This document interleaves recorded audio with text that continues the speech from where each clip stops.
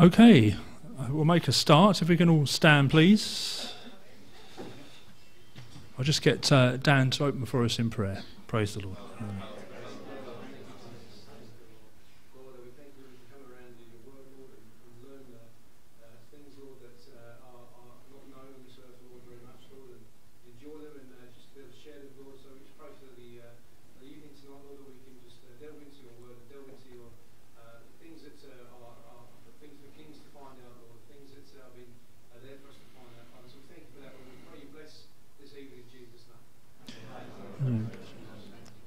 Amen. Please be seated.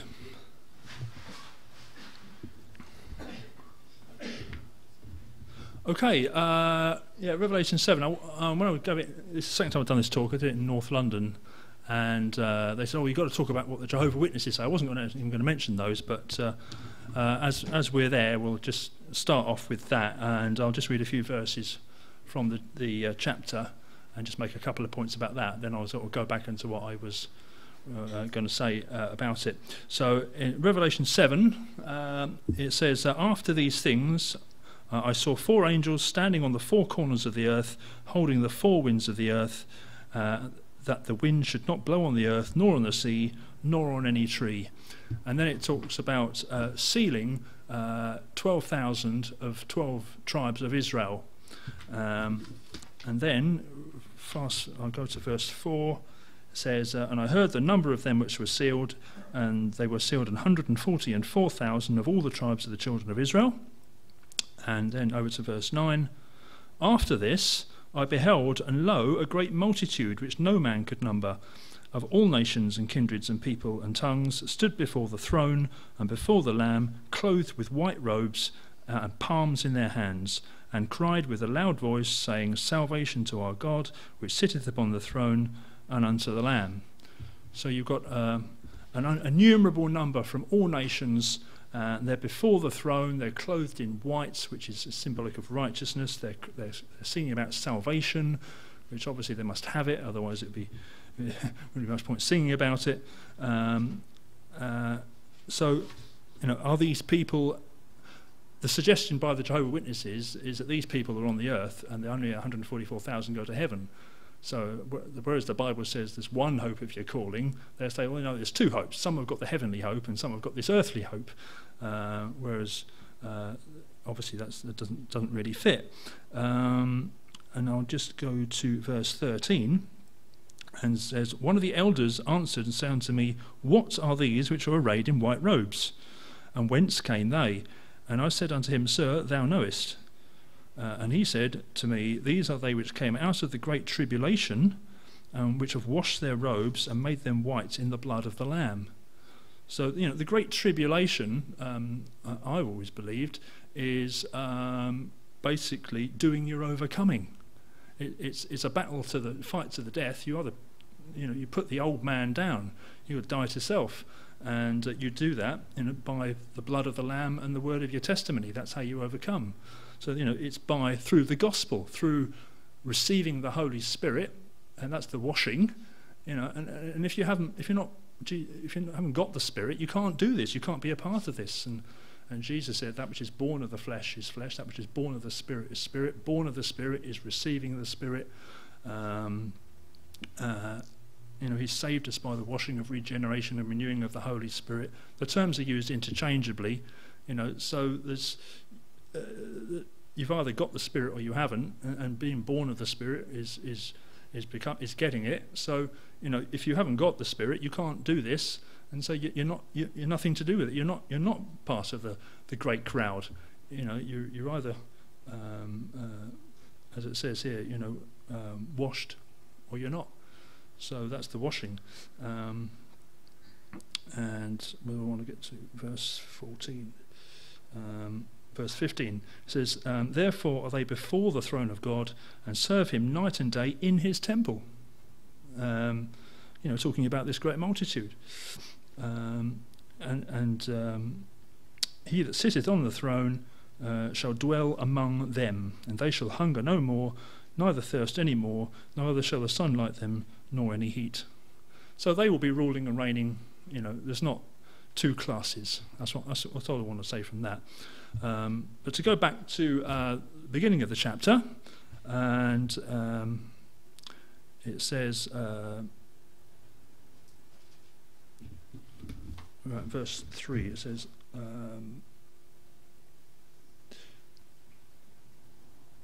it's saying, hurt not the earth, neither the sea, nor the trees, till we have sealed the servants of our God in their foreheads. So the sealing has got to be done. But so there's this great project. At the end of the day, you've got this great company from all nations, Israel and non-Israel, Jew, Gentile, the whole lot. And that doesn't just happen. And how does it happen? Go to the next slide. It says, please God by the foolishness of preaching to save them that believe. So, going down through the ages, we're now in the year 2018, 2,000 years almost has passed, and there's more to come, don't know how long. For these people to be saved, God has chosen preaching. He's not used some sort of special method that we don't know about, or, this is... So for people to be going out preaching, they first of all got to get it themselves. So, how shall they believe on him that they've not heard? How shall they hear without a preacher? And how shall they preach except they be sent? So we know the Lord's plan. People get spirit-filled. They get involved with the church. They get a bit of discipline and appreciation of who they are and what they've got. And then they go out and perhaps set up other churches. This is what the early church did, and it's still happening today. And this is how God did it. And another point I'm had to make is to get to the whole world throughout history. From the first century onwards, there had to be transport links to get people to all nations. So all this had to be planned and sorted out by the Lord. It didn't just happen. So this is what this talks about. So next slide. And you may have heard of what's called the historicist interpretation of Revelation. It's not all in the future. It's like an unfurling script. So Revelation 7 follows from Revelation 6. So if we just look at Revelation 6, you just sort of sets the scene of what's going to happen next, and you can kind of see what I'm talking about. So just next slide. I borrowed this from Pastor Mark Watchow. He did a talk on Revelation 6. Well, I'm not going to talk about that, but it's talking about the opening of the seals, which is the decline of the Roman Empire. Okay, so 6 of the 7 anyway. So after the 6th seal, what happens next? What happens after the decline of the Roman Empire? Next slide. This happens. I must turn this around a little bit. Oh. This is all these tribes basically were pushed into Europe, and partly they attacked, and partly they were pushed by the Huns, and this is where the tribes of Israel come in, because I'll show that these tribes, the Angles, Saxons, Jutes, Celts, Danes, Goths, they came from around the Black Sea area. Where there were sort of Scythians and Parthians gathered after the fall of Parthia in about 200 AD and 300 AD. They were hanging around there for 100 years, and then they got pushed in by the Huns, and they came into all these nations. So who were the Huns? I don't think they were Israelites, because they were very aggressive, and they spoke a different language. And they ended up having a big battle at Chalons there in 451, and the Franks and the Romans ganged up against them and basically beat them, and they returned back to where Israel used to be, around where the Scythians, which means tent dwellers, used to live, and they became the area all over to China. So I actually found a verse in Genesis 9:27. It says, God shall enlarge Japheth, which means Japheth means expansion or widespreading. He shall dwell in the tents of Shem. So maybe they were Japhethites. So let's look at some of these tribes. Anyway, the ones that remained in Europe. Next slide. Now some prophecies. Hosea prophesies, I will not destroy Ephraim, which is he was like the chief of the house of Israel, and they were called sometimes just called Ephraim. They shall walk after the Lord. He shall roar like a lion. The children shall tremble from the west. So it's an indication that they're going to go west. As a bird out of Egypt, as a dove out of the land of Assyria, I will place them in their houses. So does that mean that they had the physical houses they had thousands of years ago in Israel? No. It means their houses means their families or their tribes. It talks about the house of David, etc. So it's definitely identifying Israel, because they had escaped out of Egypt and they were in captive to the Assyrians as well. So it's these people were going to go west and remain in their tribes. And people are tribal. People everywhere are tribal. They stay with what they're comfortable with, which is why hopefully we stay in the Lord. And from earliest times you can read the Old Testament how they specialised in different people had different skills, and they formed commercial guilds to protect their name and the quality associated with it. So all these different strengths and weaknesses different peoples have can be traced through. It's quite interesting. Next slide. Another prophecy from Micah, which is 710 BC, which, if you're a bit of an anorak for dates, the 721 was after they were taken captive, the last of the captivity. So you've gone into captivity for 10 years, and suddenly this message comes from God. They're in Assyria or where they were taken captive. It says, "Gather yourselves in troops, O daughter of troops." So they would have understood that. Troop is when Leah gave birth to Gad, she said, "A troop cometh," so it's like troops, it's like tribes. And daughter, they would understand, it's like your descendants. So what they would have understood is like, gather yourselves into your tribes, O descendants of the tribes. And we know that they were to multiply as the sand and the sea, various prophecies, and nations were to come of them. What that actually means as you go forward in time is gather yourselves into nations, O descendants of the tribes. Next slide, I'll back that up a bit more. There's this other prophecy in Ezekiel. He says, I'll make with them a covenant of peace, and I will cause the evil beasts to cease out of the land. They shall dwell safely in the wilderness, which is like a place that wasn't really inhabited.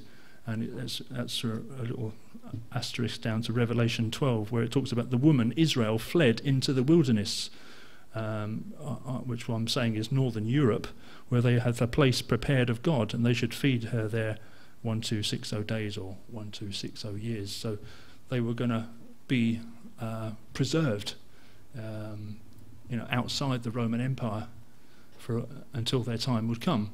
Anyway, it says they'll sleep in the woods, which shows that the sort of land they were dwelling in. It says, I will cause the shower to come down in its season. There shall be showers of blessing, and the tree of the field shall yield her fruit, and the earth shall yield her increase, and they shall be safe in their land. And they shall know that I am the Lord, when I have broken the bands of their yoke and delivered them out of the hand of those that serve themselves of them. So after various captivities to Egypt and Assyria, they'd become their own people once again, only in a different land, a land of woods rather than Israel. And says, I'll raise up for them a plant of renown, which I'm taking to be wheat, which you've got to have something. They didn't have rice, and as far as I know, they didn't have potatoes and pasta. So you've got to have something if you're going to have a more settled existence. And they should be no more consumed with hunger in the land, neither bear the shame of the heathen anymore.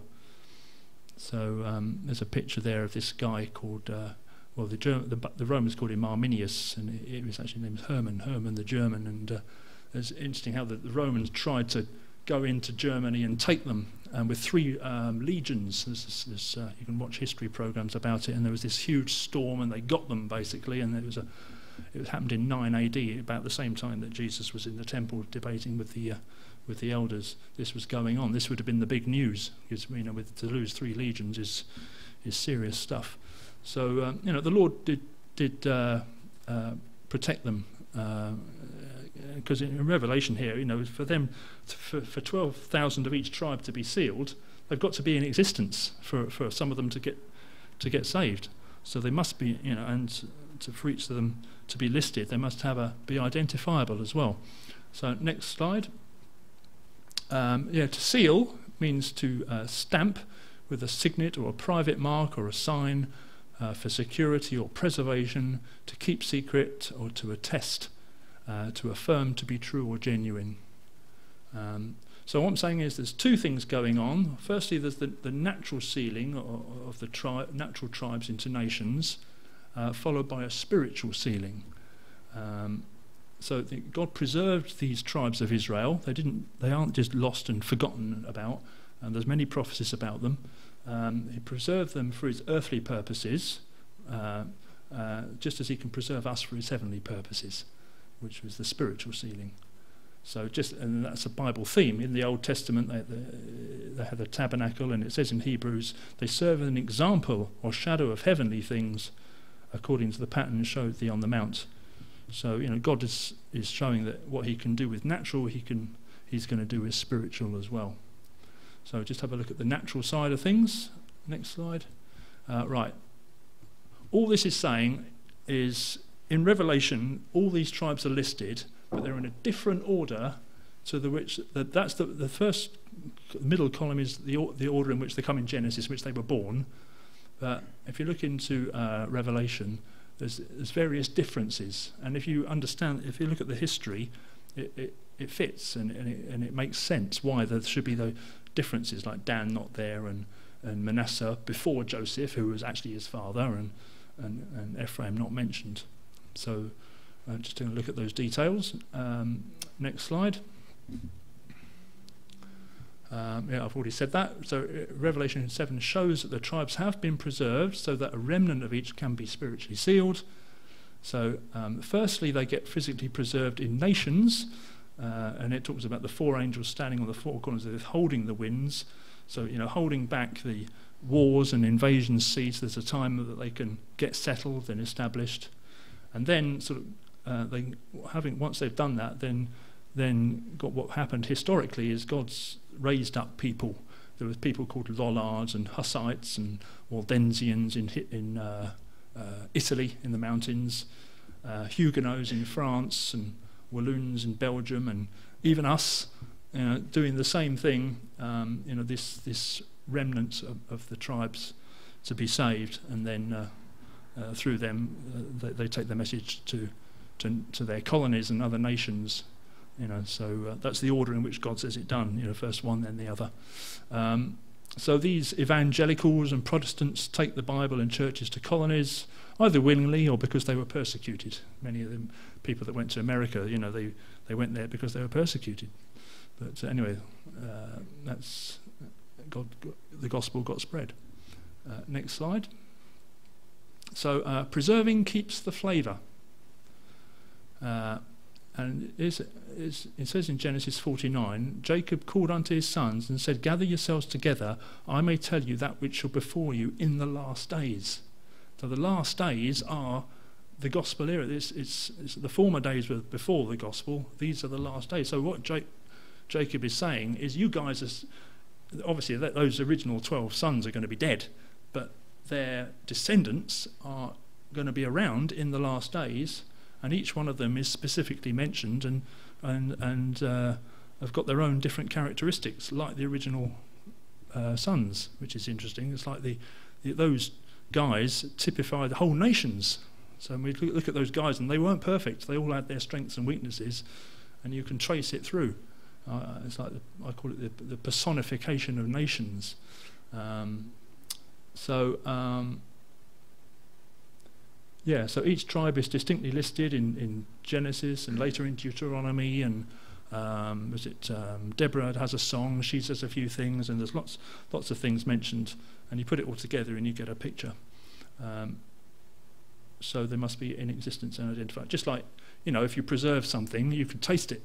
You may not, even if you can't see it, you can taste it. So, oh yeah, that's cucumber, or that's raspberry, or whatever. So you can remember a taste from your childhood even. someone was eating drumsticks earlier. I haven't had one of them for a few years. But anyway, if they've stuck to the recipe, it'll be the same. Next slide.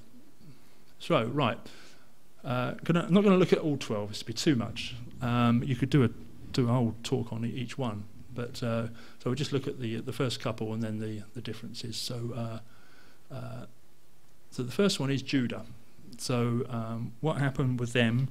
They had a slightly different history, as you may know. There was the northern house of Israel were taken captive by the Assyrians, or as many escaped, and the Jews with the house of Judah, they stuck around and were eventually taken by the Babylonians, and then some of them returned to in Jesus' time, and then some of them got saved. Obviously, the disciples and many thousands in Jerusalem, but then they got scattered in AD 70. Titus. So they did get scattered, and there's a few verses about that. It talks about Deuteronomy 28 says, "I'll scatter them among all people, from one end of the earth even to the other, and they will be a byword." And so if you go to the next slide, I found this map on. This is 600 AD. So this is like showing Jewish communities, and it's fulfilled really. They were, scattered all over the place. And they were a byword, and generally people wouldn't intermarry with them, but they were happy to have them around because they built up this international network with their contacts, and from Babylon they'd learned to be good at finance, and it's so they facilitated international trade. So God made a place for them in the hearts, or at least the minds of the other nations. There's a verse here in Deuteronomy 33. It says, "Bring him," talking about Judah, prophecy of Judah, "bring him to his people." So they did, were at least allowed to dwell amongst these places, and talks about the captivity of Jerusalem, which is Sepharad, where we get the word Sephardic Jews from. There were many of those in Spain. What was I going to say? And I mean, from early times, Solomon had a big navy, the Phoenicians, and they would go to places like that and set up. And also the Jews became and the royal houses of Europe. The scepter shall not depart from Judah. So they were preserved in that way. And many people talk about the Jutes. The language hardened over the years, and Judas became Jutes, and up with in Denmark there, and came across to England. So we can see how the Lord did preserve them. Next slide. And then Reuben. Next slide. There were these people called the Franks. Now, when these tribes came into Europe, it'd be a bit of a land grab, and if you were first, you'd get the best, and I'd get France really because it's got such. So it's not too hot, it's not too cold. It's lovely area, lovely ground, and it's said of Reuben that you're my firstborn, my might, the beginning of my strength, the excellency of dignity and the excellency of power, unstable as water, you should not excel, because you went up to your father's bed, then defiled it. So he had a bit of it was a power thing really. He didn't want his father to go to he wanted his father to lose interest in I forget the name of the mother.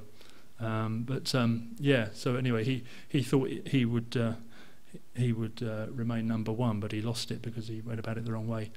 So it's interesting that the Franks means noble, and they did grab the excellency of France, and just as in the Old Testament, Reuben had cities of those cities which were famous for vineyards, also much cattle and flocks. Obviously, you get cheese and meat.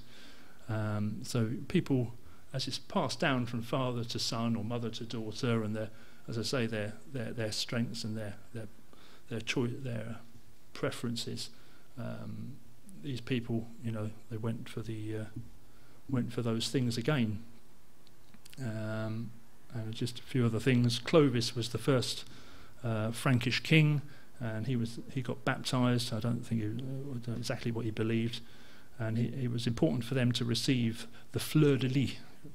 Fleur de lis, that's that trifoil thing there, which is the same as they found in Israel as like the Aaron's the lily of the Aaronic priesthood, the rod that budded. So it's like they thought it was important to have the true Aaronic priests as part of their entourage and giving legitimacy to their kingship. So obviously people from Israel would be like that. And Reuben was the firstborn seer, so maybe it's no coincidence that it's like the cockerel is the first thing you hear is in the morning. Next slide. And Deborah says, the divisions of Reuben, there were great thoughts of heart. Why abodest thou amongst the sheepfolds to hear the bleating of the flocks? So they were sort of slow to come to the fight. I'm not saying that the French are always slow to come to the fight, but maybe there's a pattern there. But there was great thoughts of heart, and the French have been. The symbol is a man, and they developed what's called the rights of man, and they were human. All the humanists, Descartes, and I can't think of the others, but they were very much concerned with the rights of man and great thoughts of heart, liberté, égalité, fraternité. So we're a bit over concerned with their own rights, they should have been a bit more concerned with what the Lord was offering. That's why they didn't excel as much as, even though they were the firstborn, they lost it. Lost the excellency in terms of the blessing of God. Anyway, next slide. Next one is notice that Dan is missing. Why is Dan not mentioned in Revelation chapter 7? And Deborah also says, why did Dan remain in ships? So they were a seafaring people, and from the early time. Now, if you think of the situation, as you may remember, there was great rivalry between Rachel and Leah for Jacob's love, and that's why when they have these children, they would use them as like bargaining chips. Now he's going to love me, and so Dan was the first one born of the household of Rachel through her servant Bilhah, and so he was the youngest. You've got 4 older brothers there, who are basically from the other side, and if that's the situation, you're probably going to get a bit bullied and picked on. So it's not surprising he just wanted to get out. They weren't Christian. They were natural people with natural faults. I was thinking, if you look at the things that went on with that family, Jeremy Kyle could do a whole series.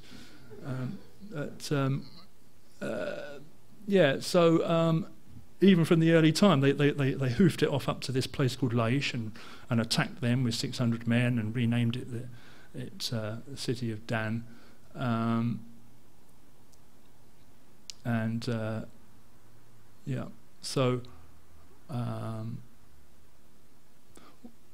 What was it?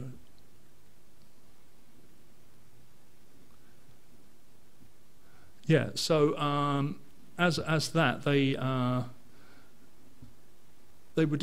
disappeared really. They were off on their trips elsewhere. There's talked about the Danoi in Greek areas, and then around to the go to the next slide. The Tuatha De Danann were turned up in Ireland, and of course you got Denmark, and both of those places were outside the Roman Empire, which didn't extend that far. So they didn't, in the natural sense, they didn't need protecting, because they didn't get involved with the captivity to Assyria and then the Romans. So in the natural sense, they had a different history. But also, they're not mentioned in terms of spiritual sealing, so there's something going on there as well. And it talks about the children of Dan set up a graven image, and Jonathan, the son of Gershon, the son of Manasseh, he and his sons were priests of the tribe of Dan until the day of the captivity of the land. And then in Amos it says, they that swear by the sin of Samaria and say, thy God, O Dan, liveth, even they shall fall and never rise up again. So they were quick to go to idolatry. They didn't, perhaps because they just didn't want to be involved with all the others. They set up their own religion. And if you think, where's Dan today? I would, as I say, they came to sort of Ireland, Scotland and Denmark, but then a lot of the Vikings came over and raided and settled back in places like Dublin and so that's where they concentrated in Ireland. And the thing about Ireland too is it is a bit different spiritually to the other nations of Northern Europe. It is deeply Catholic, which obviously is a bit of a problem, you know, for the things of salvation. And not saying, you know, if you're of the tribe of Dan, you can't be saved, because it says from every nation and every tribe, but there isn't going to be so much going on. So that would explain really why Dan is missing, you know, in Revelation 7. Next slide. This is a new one I added because of what's going on at the moment. It says that Dan shall be a serpent by the way, an adder in the path, that biteth the horse heels, so that his rider shall fall backwards. And if you think of Britain as being like the one in authority on the horse, and throughout history there's always been a bit of a problem with Ireland, you know, the Irish question and the IRA, and even at the moment it's the Irish border is kind of tripping everybody up, and the Brexit business. I just thought it just kind of fits, and it was interesting. And also Pastor what was his name, Mark Watchow, when he did talk on Rome, he pointed to the geography of Italy, obviously where Rome is, and it said it looked like a boot, and if you know, Rome is like the feet of the image. Well, if you look at Britain, if you think of like London is like the seat of power, I should really be a bit smarter with PowerPoint and sort of turn up. It's almost like a that's where the horseman is sitting, and then you've got the 1, 2, 3, 4 hooves there, and then you've got the sort of Northern Ireland sort of biting at the heels, at the hoof of. Maybe my imagination is going a bit far there, but you know, maybe God has got a bit of a sense of humour as well. So anyway, move on. Next slide. Manasseh, yeah, right. So why does, as you know, there's Joseph. He went down to Egypt, and you know they hated him because he was the dreamer, and then he had Ephraim and Manasseh while he was in Egypt. So why does Manasseh appear right there before Joseph? Well, again, if you look at the history, it fits. Next slide. I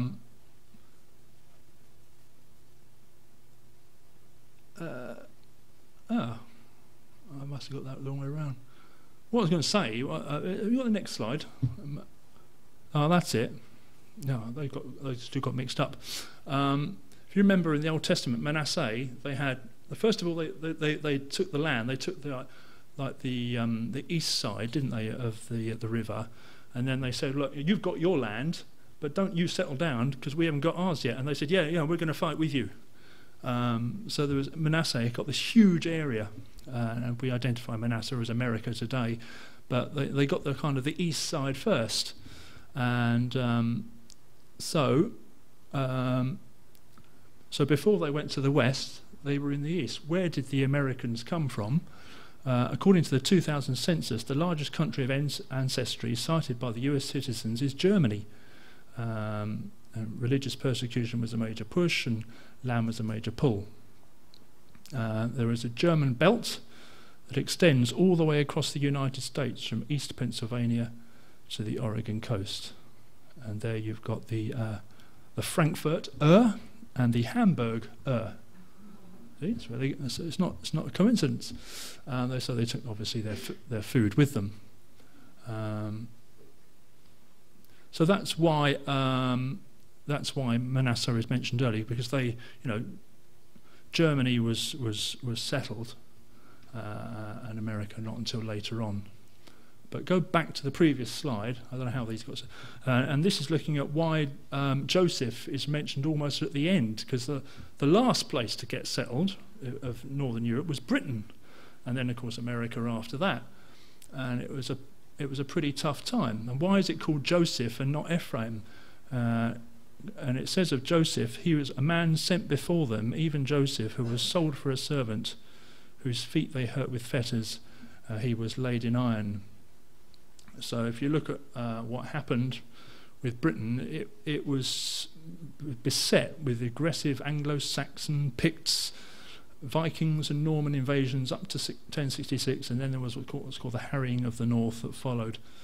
So that 1066 is late in the game, and then when they went to America, it was pretty hard work as well, just getting settled in the wilderness there. So that explains really why Joseph is mentioned right at the end, almost.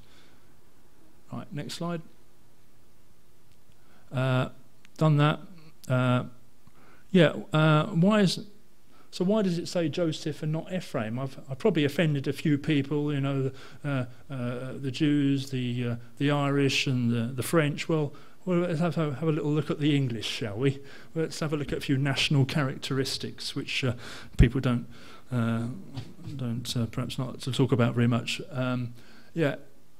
Yeah, he didn't have the character of his father, basically, Ephraim. Joseph, you look at Joseph, humble guy, and he did the right thing, and but Ephraim not so good. The point is, when Ephraim came into the promises, and so when people tend to get rich, they tend to forget God. And look at what it says about Ephraim, which isn't said about Joseph. Ephraim is joined to idols; let him alone.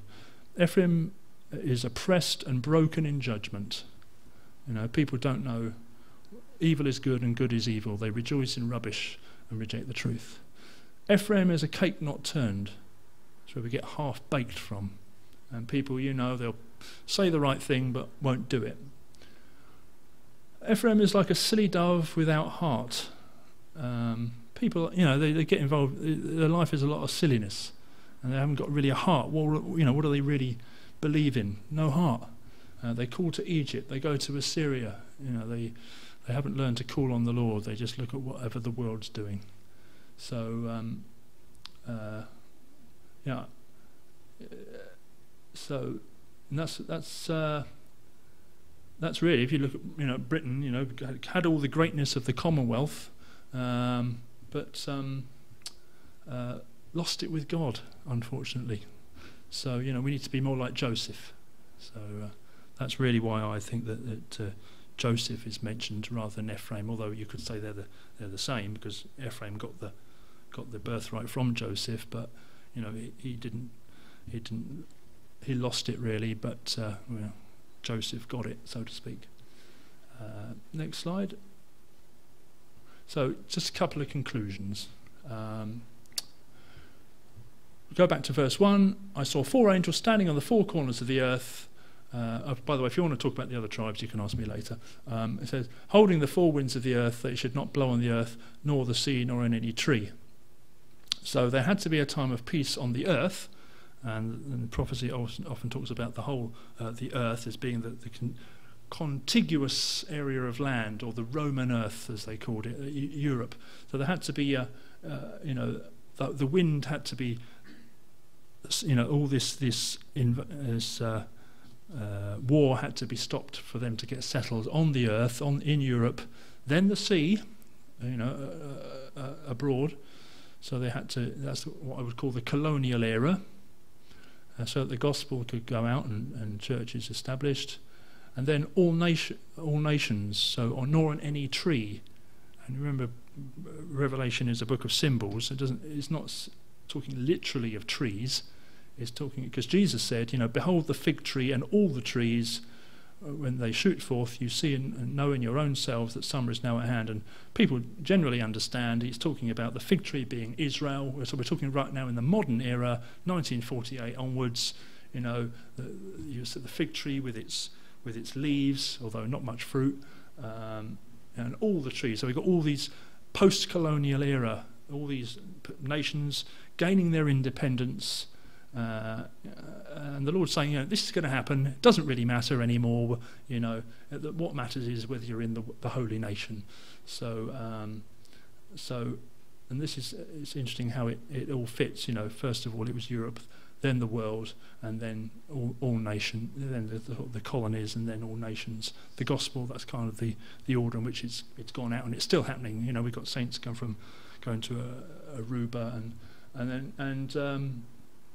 and of course, you know, as it said in Ezekiel, you know, he said, I'm not sending you to a people of strange language, but to Israel they won't hearken. If I sent you to the people of strange language, they would hearken.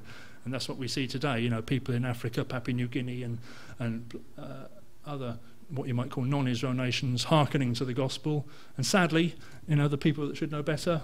That's why there's an innumerable number from the other nations, and only perhaps a limited number from Israel. But you know, that's the way it is. We can just rejoice that we see the point. Next slide. Other conclusion, most importantly, is we need to be sealed. We know that we are sealed. So it means to stamp. In other words, an impression is made. When the Lord seals you, He makes an impression. You know it. It's not a case of. I remember asking my gran once, "Hey, you a Christian?" She said, "I hope so." She didn't know. She wasn't stamped. It was all weak. But, you know, when you get the stamp, it's like a mark. It's an indelible mark, whether it's a watermark or a seal or a something of catch your eye. To know that it's something of authority there.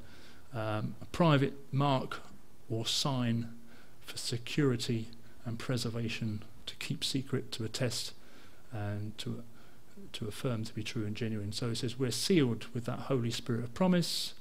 And Jude talks about them that are sanctified or set apart by God the Father and preserved in Christ Jesus. You know, you get those Keller fruit containers, and they keep the air out. So that's the seal. And if you break the seal, you know, if you walk away from the Lord, it says in Ephesians there, the prince and power of the air, you know, the spirit that now works in the children of Israel. If you're not tuned into the Spirit of God, you're going to get persuaded by the things of the natural man. You know, the lusts and the ideas and philosophies which will make you weak and make you lose your flavour. You know, you won't appreciate the Lord anymore if you let that in. So, you know, we're told to be sealed. It's a permanent thing. We need to keep the true savour, the genuine thing, by walking in the Spirit. It's a daily thing. You know, you can't go to theology college and learn a load of stuff, you know, because it's your heart, not your mind. And you've got to have a heart for the Lord, and use the heart He's given you. And then you're just different, and you know, you've got a flavour which is true, and people will know that, you know, this is there's something going on here. So just as the Lord, you know, protected people in the past, that's us protected, preserved, given a fantastic flavour, and we're part of a huge thing involving the whole world. And all we've got to do is keep going, and, you know, be part of what's going to happen when the Lord returns, and there's this great multitude singing about salvation, redeemed out of the earth. So I think that's it. It is. Amen. Okay, stand up.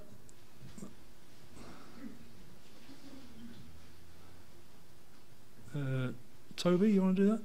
Praise the Lord.